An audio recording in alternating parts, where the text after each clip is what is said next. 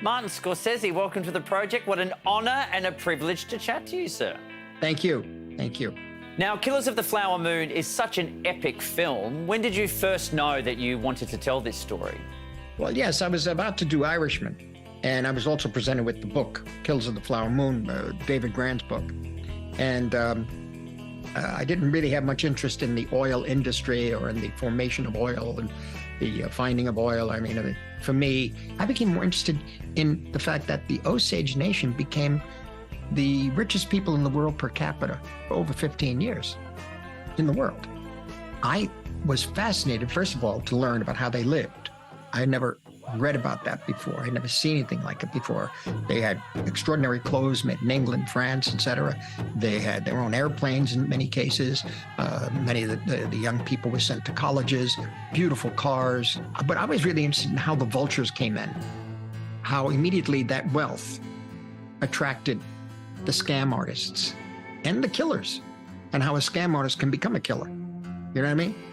Yeah, absolutely. I mean, it is a very powerful film, but that truth-telling can be very confronting for people. So how have you found the reaction to be?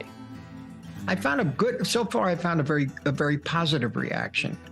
I mean, look, there are aspects of history in every country that it's very difficult to face.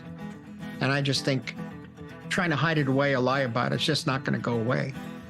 And I think one has to embrace as much as we know about who we are, country by country. I really believe that. And it has to do also with then who we are as human beings. So all of this comes into play. But in order to do that, one has to confront what really went down. And this is just one example. I mean, it goes way back into the 17th century.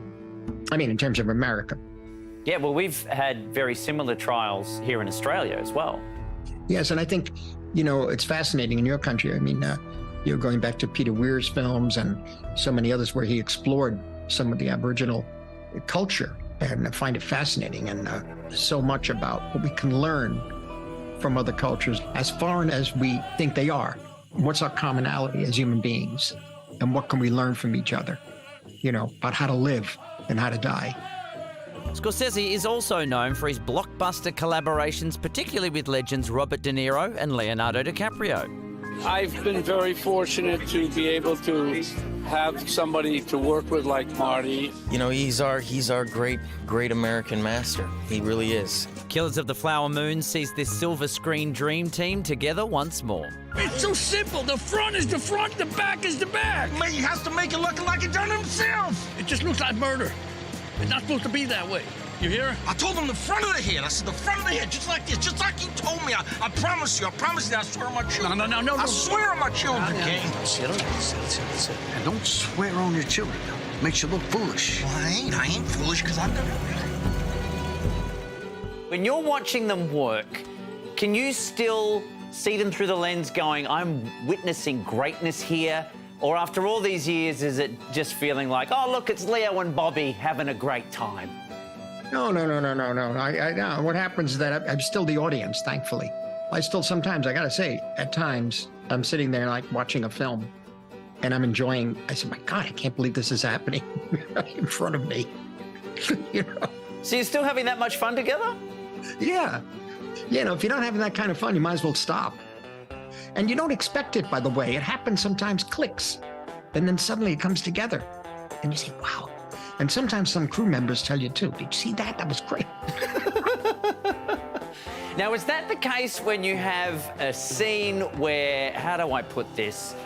Leonardo DiCaprio is getting what can only be described as a bloody good spanking from Robert De Niro. He looks like he gets it really good. Like, is there a stunt bum? Is there any kind of padding? How does it work? Did he have padding on? You know, I don't know. But it hurt.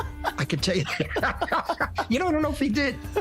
I didn't even ask. I figured they'd take care of that themselves.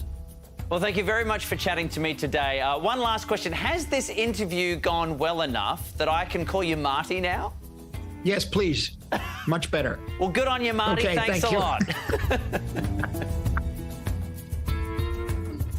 Thank you.